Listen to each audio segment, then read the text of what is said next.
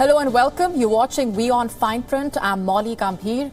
The U.S. Capitol siege was one of the darkest days in the country's history.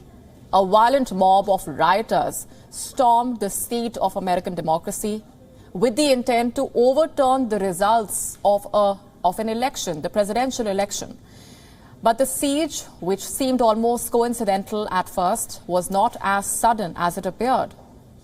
According to several social media platforms, the attack was in fact planned beforehand.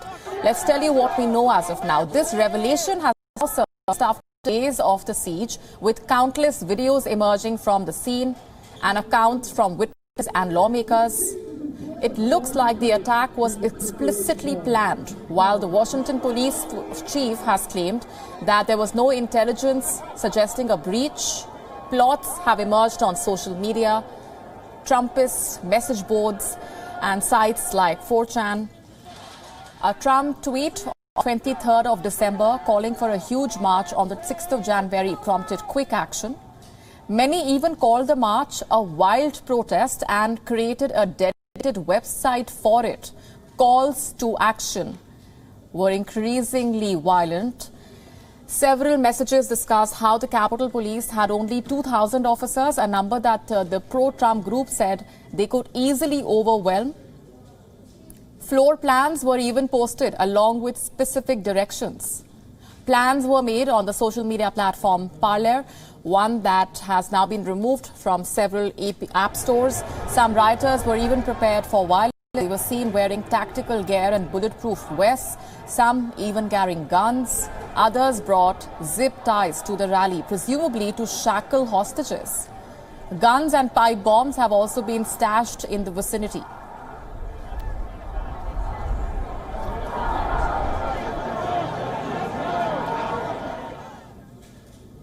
And joining us on the broadcast live from Washington, D.C. is our correspondent Simon Marks. Hi, Simon.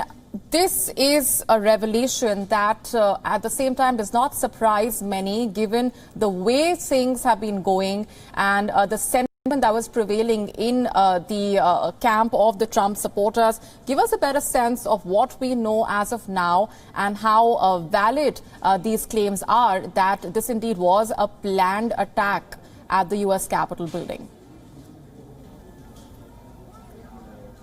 Well, there's no question, Molly, that over the weekend we got a deeper series of insight into what led up to the Save America rally here in Washington last Wednesday, where President Trump openly incited the crowd to walk to Capitol Hill and essentially sparked the riot that now has claimed 6 lives as a result of that rampage. It is absolutely evident that in various corners of the internet, people that were planning to participate in that rally were making it very clear that they were bringing weaponry to Washington with them.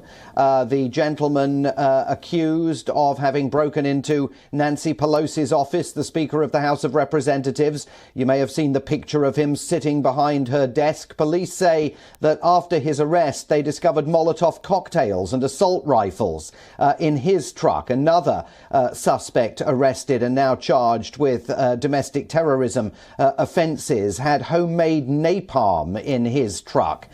So it's very evident that some of these people, not the majority of those participating in the riot, but certainly some of them had the intention of causing violence and mayhem, and indeed were combing the building in a bid to find Vice President Mike Pence and the Speaker of the House of Representatives, Nancy Pelosi, the two people directly in the line of succession after President Donald Trump, with some of those attackers screaming, "Hang Pence," and indeed a noose was erected right outside the Capitol building. Some of the rioters were carrying plastic flex handcuffs, clearly planning, if they found Mike Pence and Nancy Pelosi, to detain them. So this is a desperately serious situation now. 25 people facing terrorism offence charges in various courts, a manhunt underway for others. But from the government across the board, from the White House, from the Department of Homeland Security, from the Pentagon, absolutely not one press briefing has taken place since last Wednesday explaining to the American public the scale of the threat and the actions that government and law enforcement agencies and intelligence agencies are now taking in a bid to make sure that nothing like this ever happens again. The country is in a political crisis along with the COVID-19 and economic crisis that it faces. And those are simultaneous crises that Joe Biden will be coming to terms with the minute he's sworn in next Wednesday. Right, and calls for Donald Trump to be impeached have only been growing. Where do things stand as of now? Impeachment could be avoided if the 25th Amendment is invoked, but then again, what is the likelihood of that happening?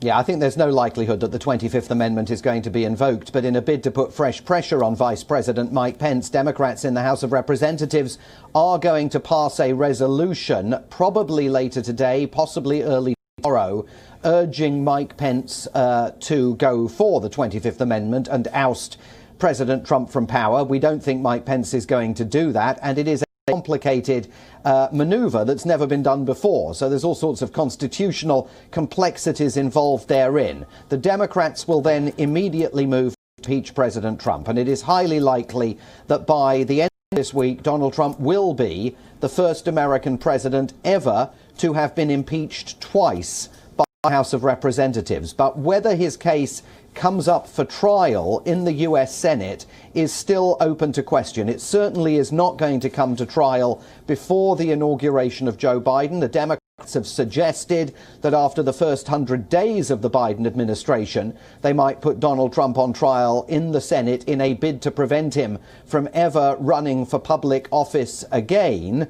But whether that actually ever happens, especially with Joe Biden not vocally supporting these moves, either to oust President Trump or to impeach him, Joe Biden is saying, let me get on with the crisis management I need to engage in.